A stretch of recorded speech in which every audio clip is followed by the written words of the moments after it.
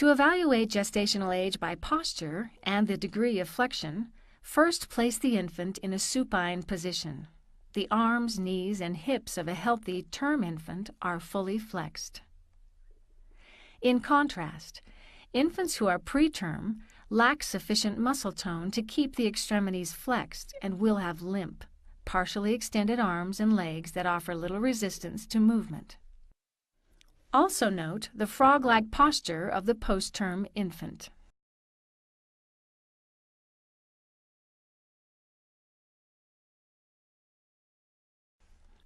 To elicit the square window sign, a measure of joint and cartilage flexibility, exert gentle pressure using a thumb and forefinger to flex the hand toward the forearm. Measure the angle formed at the wrist. To avoid injury, do not rotate the infant's wrist during this part of the exam.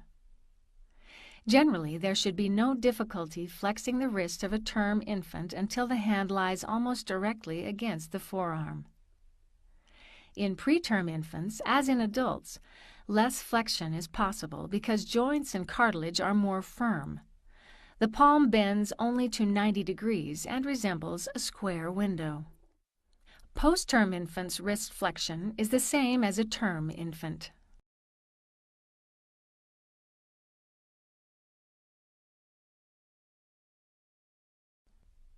Assess arm recoil to determine the degree of flexion. To test arm recoil, flex both arms down at the elbows simultaneously and hold in a flexed position for 5 seconds.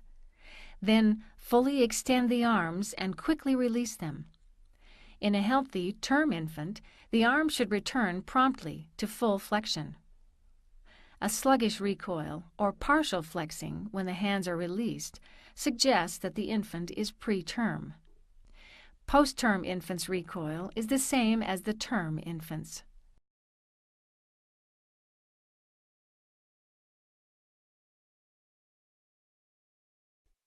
Measure the popliteal angle to determine the degree of knee flexion.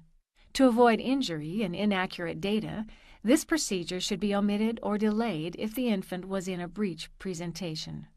During this maneuver, flex one thigh on the abdomen and hold it in its position.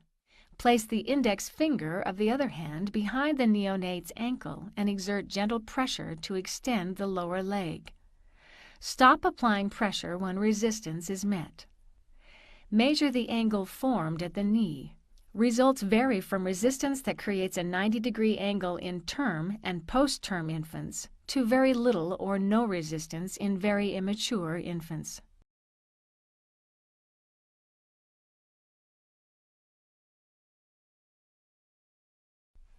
To check for muscle tone, initiate the scarf sign, which measures the extent of shoulder flexion. Take the infant's hand and bring the arm across the body to the opposite side, being careful not to lift the infant's shoulder. Note the position of the elbow in relation to the midline of the body. In term and post-term infants, the elbow often fails to reach the midline because of resistance. Before 36 weeks gestation, the preterm infant has little muscle tone. The arm can be wrapped across the body, much like a scarf. This indicates the infant is preterm.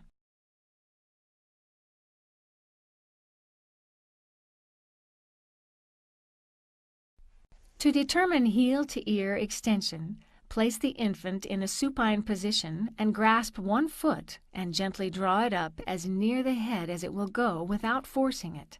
Keep the hips flat on the examining surface and do not allow them to roll up as the leg is lifted. Note the distance from the foot to the ear. Like the assessment of popliteal angle, omit this procedure if the infant was in a breech presentation because of possible injury to the already extended legs and hip joints. Term and post-term infants offer resistance during this maneuver. There is considerable distance between the foot and the ear. In addition to the proximity of the foot to the ear, note the flexion of the knee. Stop flexing when resistance is first felt. If you continue pressure, the newborn may relax the leg. In preterm infants, the leg will remain straight and the foot will extend closer to the ear.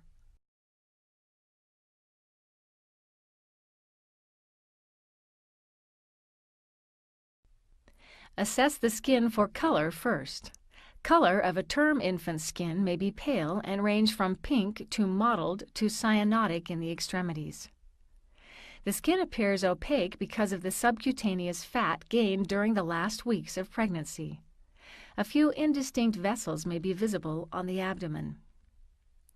The skin may also appear slightly dry, with superficial peeling around the feet, ankles, and hands.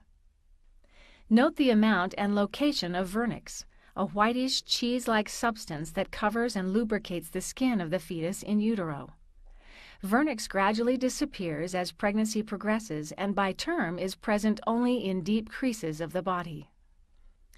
Because of less time to gain subcutaneous fat, the skin of preterm infants often appears thin and transparent. Numerous blood vessels may be visible. In postterm infants, those born after 42 weeks of gestation, peeling of the skin is common. The skin appears dry and leathery with deep cracks.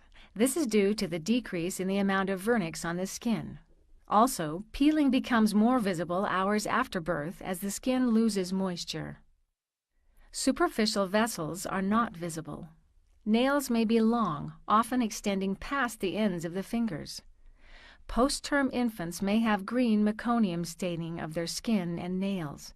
These infants have often passed meconium stool into the amniotic fluid for a significant period of time prior to delivery, resulting in the discoloration.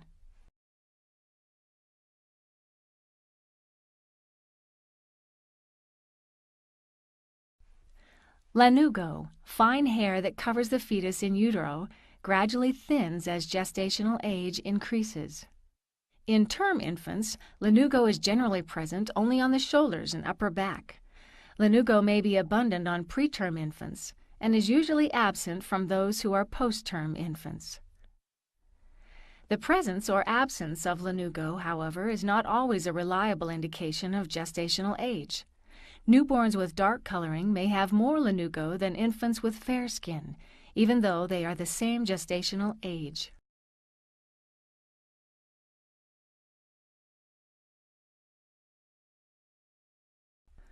As the fetus grows, at approximately 32 weeks gestation, plantar creases begin to develop on the soles of the feet and spread downward toward the heel. By 40 weeks, the entire surface of the foot is covered by deep creases. It's important to know that these creases are considered an invalid measure beyond 12 hours after birth. As the skin of the foot begins to dry, superficial creases that are not related to gestational age begin to appear. Preterm infants have fewer plantar creases. However, by 37 weeks, faint creases can be seen and may cover the anterior 2/3 of the foot. Deep creases cover the entire sole of the postterm infant's foot.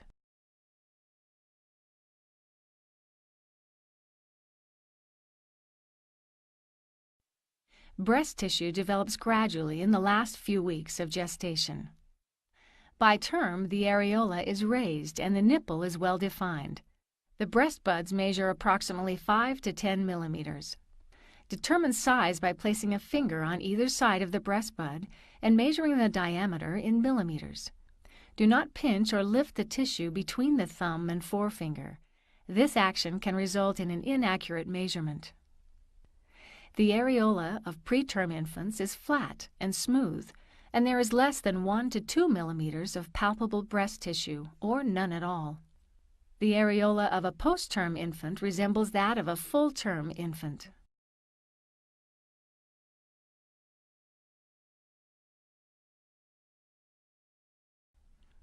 The new Ballard score has been expanded to assess for fusion of the eyelids in extremely premature infants.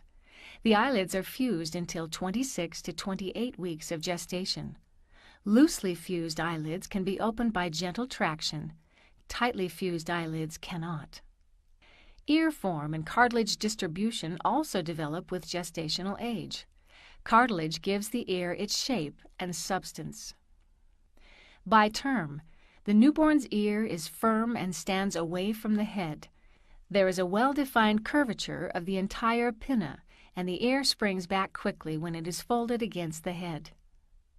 In a preterm neonate, The ear is relatively shapeless and flat because it has little cartilage. At 32 weeks gestation, when the ear is folded, it remains folded or springs back slowly. This is called recoil. However, there may be slight incurving of the upper pinna by 36 weeks.